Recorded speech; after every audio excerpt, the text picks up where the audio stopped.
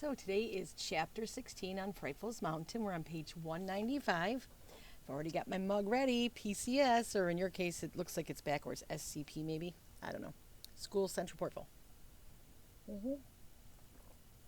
Works out perfect. Okay, here we go. We're just going to get right into it. It's going to be a long one, so buckle up for safety and let's get started. Frightful and Oksi run the show. The sun was held back by rain clouds this morning. Frightful saw Sam and Mole come home from their wanderings. Sam whistled hello, but she did not reply. She was concerned with Oksi. This day had dawned cold. Chup was out hunting, and she had to brood the eyas. Just as Sam and Mole went into the treehouse, Chup came home to feed and brood Oksi, and Frightful took off. She sped with the air currents into a thermal that spiraled her high above Delhi. At the top of the warm air bubble, she peeled off and dove straight down. She landed on the cupola of the county courthouse. Frightful drew herself up tall. The courthouse pigeon flock was winging into sight. She knew each pigeon personally. She knew the healthy and quick on a wing. She knew the dumb and the clumsy. And she knew those with the highly contagious pox virus. She selected one of those and struck. Ding, page 196. The virus died with the bird, and she carried it back to Oksi. When Frightful returned with food that day, Chup was freed from his nest brooding. Oksi was old enough to be left alone while Frightful hunted. He flew from tall tree to the tallest, spread his wings, and soared far from Frightful's mountain. He had never been comfortable in the forest. He was a bird of the cliffs, open river valleys, and the bottom of clouds. Spread-winged, he rode an air current to a cliff in Catskill Park. A 3-minute falcon flight from Oksi. He was still concerned about her. While Sam and Mole were away, Oksi had changed. The tips of her flight feathers had grown in, and she could stand and walk. She jumped on leaves that blew into the box and watched every bird that flew past. But the greatest change of all was that she jabbed a foot at Frightful when she came into the box with food. Chup returned to the box one day to find no food at the eyrie. He flew down to the river and brought back a duck. Alighting on the box, he was met by Oksi's 2 yellow feet and black talons. He left the food and took off. As she grew and changed, the wooden box intrigued Oksi. It was far different from her first home. It did not look out on a vast landscape, but on a hemlock forest. From it she did not see ducks, but frogs and songbirds. The winds around her did not jet, but swirled and bumped. Instinctively she disliked it, but because her parents fed her here, she became accustomed to it. Sam would sit at his table at mealtimes and watch Oksi. He knew the box in the forest was all wrong for a peregrine, and so he would wonder what would happen when it came time for her to pick her own nesting site. Would she choose a cliff, a bridge, or, he mused longingly, would she pick a beautiful hemlock forest like this? Was she imprinted on Frightful's mountain? He was watching Oksi through the binocs one evening when Jesse-Coon James came up to him and begged for a handout.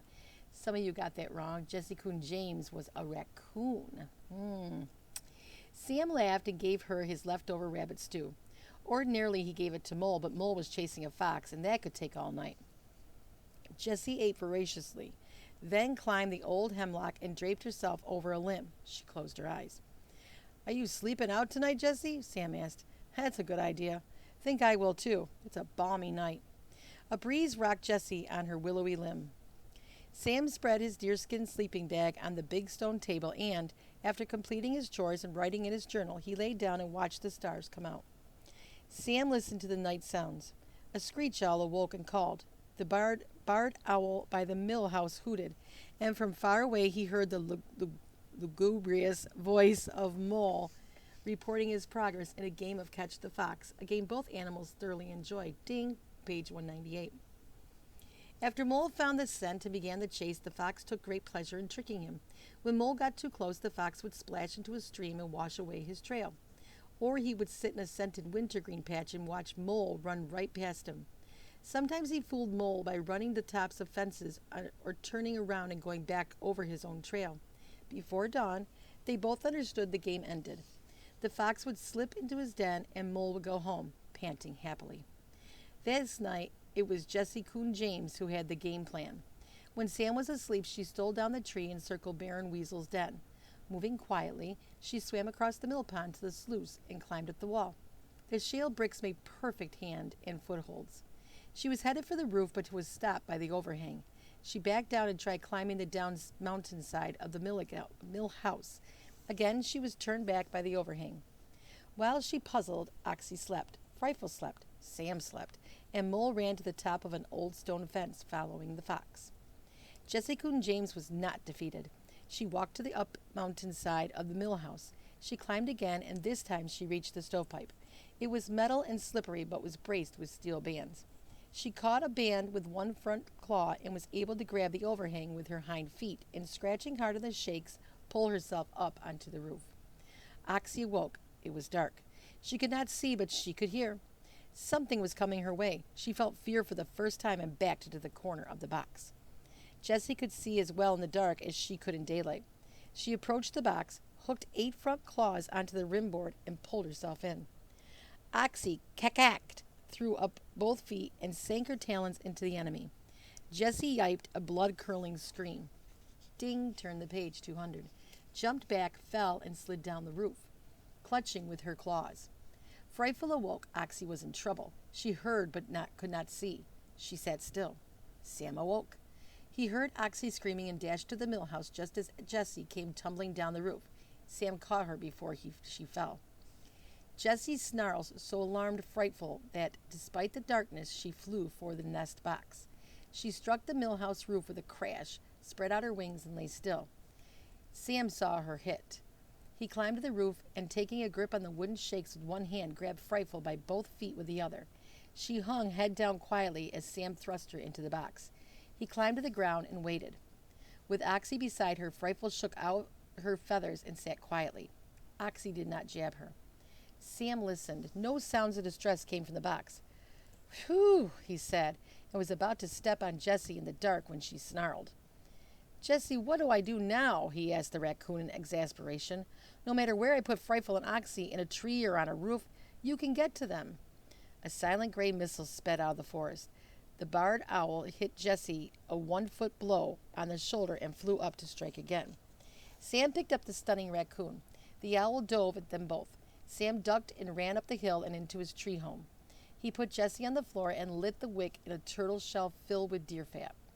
Light filled the warm interior of the old tree. It shone on the clay fireplace Sam had built from riverside clay. It lit up Frightful's falcon hood on a shelf and threw light on a stack of library books. Sam was preparing to take the high school equivalency test. He moved the turtle shell lamp close to Jessie. "You got a mean slash on your shoulder, Jess," he said, then took out his knife and began cutting away the fur from the wound. "That was Frightful's chick you were trying to eat," he said. "You like Frightful, remember? You never once attacked her, and she never once attacked you. You gotta be friends again." He bandaged the wound with sphagnum moss and strips of deer hide. Jessie lay in shock. Sam talked on, feeling totally inadequate. Telling a falcon and a raccoon to be best friends was almost impossible. But Jessie had already gotten the peace message. Not from Sam, but from the birds of prey. They had spoken clearly. The territory around the mill house, at the risk of death, belonged to the owls at night and the falcons by day. Sam stopped talking and picked up his bandaged friend. Ding, turned the page, 202. He carried her to Alice's treehouse to recover out of sight of the birds of prey. As soon as the sun came up, Frightful left Oksi and flew to the big hemlock. Undaunted by the night scare, Oksi stood up and watched the awakening birds. She was absolutely intrigued by them at this time in her life and remembered every pattern of the flight of each species. Suddenly she saw Sam's head coming over the edge of the mill house roof. She lowered her whole body and ran at him. "Cack, cack, cack!" Oksi warned and jabbed out a foot. Frightful flew down from the tree and landed on the top of the box. She looked at Sam, who had reached the box.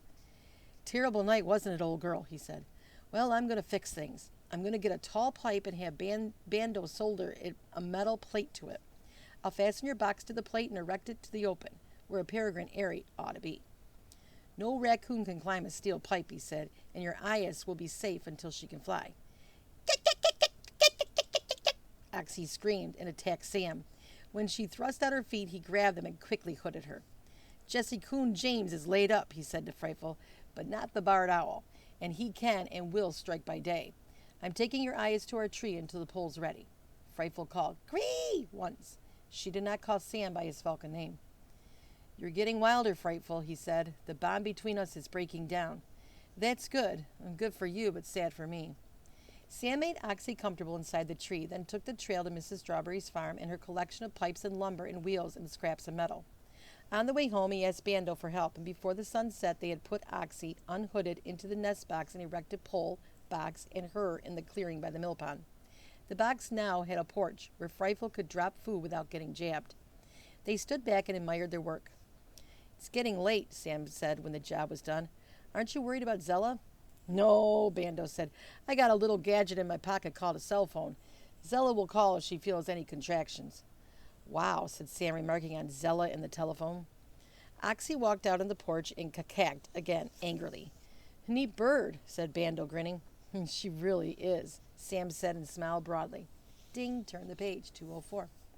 She does seem a little accident-prone, Bando remarked. It's been one crisis after another for that bird. Yeah, Sam mused. Only 3 out of 10 birds live long enough to raise their own young. Seems, Bando said, she must be one of those 3. She somehow survived all the hazards of her first 40 days. Sam nodded as he gripped the pole to see if it was firmly planted. I'd like to see a raccoon scale that, he said. Looks Jessie-proof to me, said Bando. Do you realize this is the little eyas' 4th nest site? Sam said. I keep wondering what kind of nest she will choose when she grows up and looks for an eyrie. She might be a gypsy nester. Well, that's proper, Bando said. After all, she is Falco peregrinus, the pilgrim falcon. They exchanged serious glances. They knew it was important to show this eyas a peregrine's world, and they weren't sure they had done that. Oksi was oblivious to this chatter. She had her own agenda with her world, and Frightful was the first to discover it. The very next day, Frightful landed on the airy porch. She was leaning over to pluck a pigeon when Oksi charged her, beak open, feathers raised. She hit her full force. Frightful jumped onto her wings, left the food, and flew to the top of the ancient hemlock. She shook out her ruffled feathers. Oksi had graduated from grammar school. From that moment on, Frightful fed her not in the box, but on the wing. She dropped food onto the hacking porch and sped away. She did not perch in the hemlock to chaperone Oksi any more, but flew over the mountain to the cupola on the Delhi courthouse. There she kept the pigeons in Delhi from spreading disease. One morning she recognized Leon Longbridge standing on the sidewalk. With him were 2 children. She kept them in the corner of her eye while she watched the pigeons. That is our falcon, Leon Longbridge said, focusing his binoculars on Frightful. He grinned and handed the field glasses to Molly. How do you know? Molly asked. She has a very dark, almost black head, he said, and her eyes are quite large, larger than most peregrines. When you watch birds long enough, you see their differences. She's our bird, all right. He smiled but did not tell the kids that he had seen the Delhi falcon feeding the 3rd chick in a box on Sam Gribley's mountain. Hey, exclaimed Molly. She sure is our bird. She has little heart-shaped black spots on her breast feathers. I looked at them 1,000,000 times from my bedroom window. You're a good observer, Leon said. Molly looked pleased and passed the glasses to Jose as Huey Smith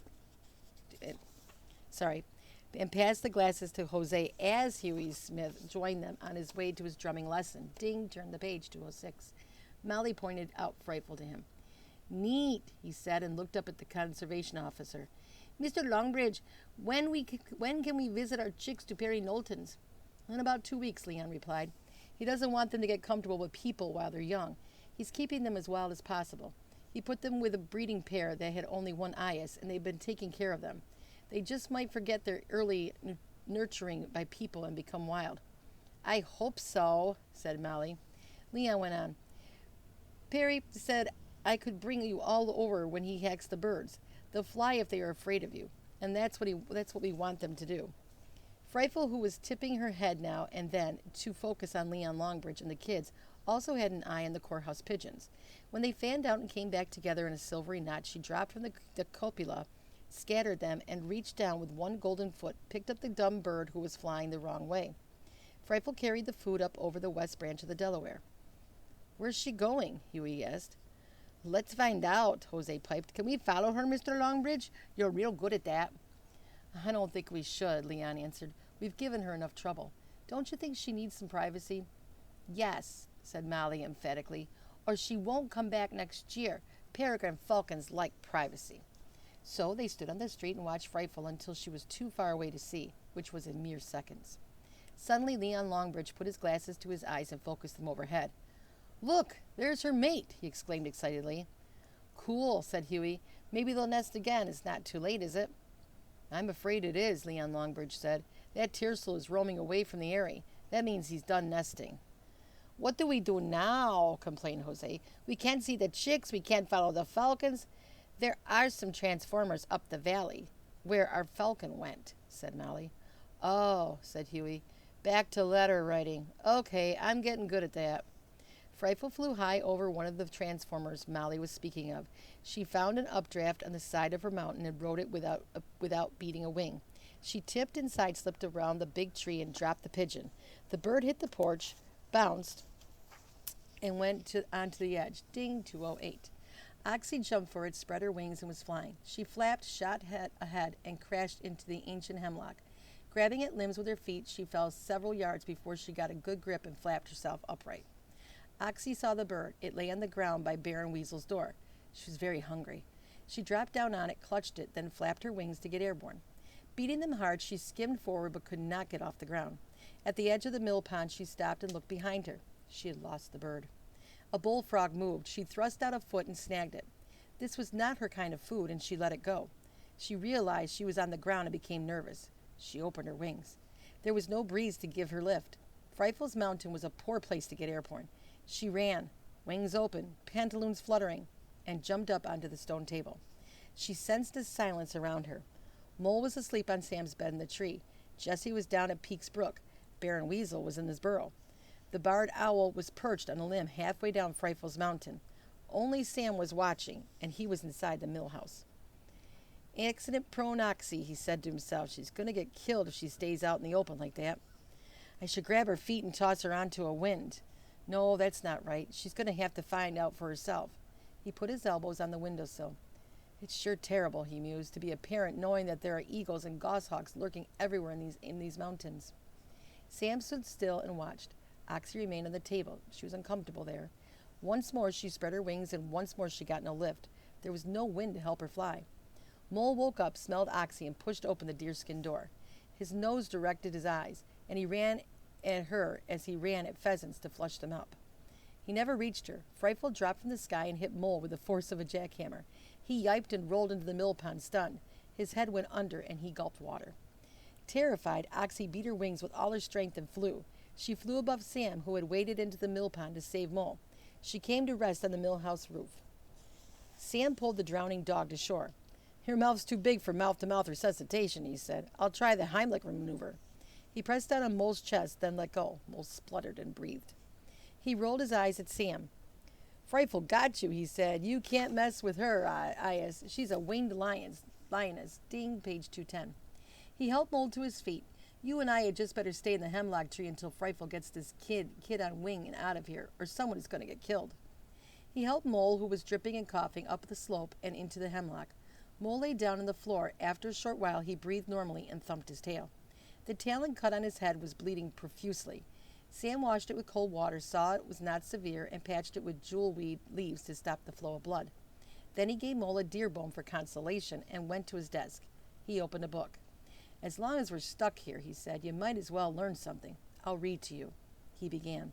With the first trip to France in 1781, a 5-year period began in which Thomas Paine used his skills to work more openly on behalf of the United States to ensure that his liberal Republican ideals were implemented. He glanced at Mole. The dog's eyes were closed. We're on page 131 in Jack Fruchtman Jr.'s book called Thomas Paine, he said. Mole opened his eyes and thumped his tail. Sam went on reading. Wow. Okay, that's chapter 16. Chapter 17 tomorrow, my friends. Go to the quickie quiz, and we'll catch you out there. Bye.